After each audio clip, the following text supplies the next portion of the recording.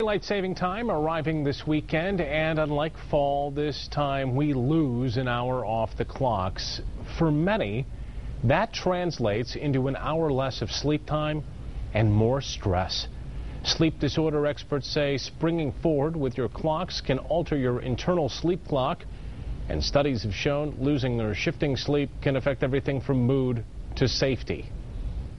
By losing that hour, they become more sleep deprived than they already are, and there have been studies showing, for example, increased car crashes on the Monday following that Sunday. The change to daylight saving occurs at 2 a.m. overnight on Sunday. Set your clocks 1 hour ahead Saturday night. So can the time change and the change of season really affect your well-being? I'm joined right now by Dr. Jared Skillings, Director of Behavioral Medicine Services at Pine Rest Christian Mental Health Services. Thank you for joining us tonight.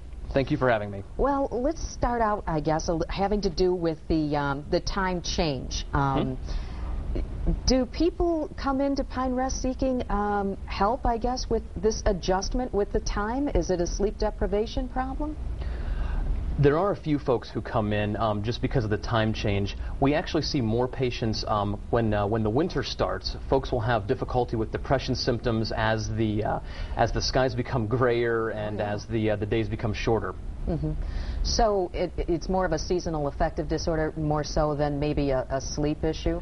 That's probably a fair way to say it. In general, when we look at the time change, one of the things we know is that affects folks' sleep patterns. There was a recent study that showed that folks get about 40 minutes less of sleep the day following the time change. Okay.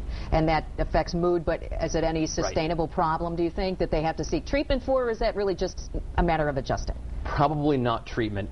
What we do know is folks who are more vulnerable in general, folks who may already be diagnosed with depression or an anxiety problem, may be more likely to have that problem get a little bit worse if they lose more sleep. But folks who don't have any diagnosed psychological difficulties may be a little grouchy for a day or two, but other than that, they're probably fine. Seasonal affective disorder, I would imagine it must improve a little bit in the spring, having to do with just a little more light and being around that. What is your advice to people that do suffer from the winter doldrums and seasonal affective disorder? Sure. There are a few things that they can do. The first thing is, like most adults, they could try to go to bed a little bit earlier, watch a little less TV in the evening. They can also try to exercise. A brisk walk in the afternoon will often revitalize your body. It also increases a chemical in your brain called serotonin, which can improve your mood, and so that'll also help with your sleep and help with the following day. And also light therapy, I think you mentioned too. Right. Light therapy has also been shown to be effective. You can buy, it's called a light box.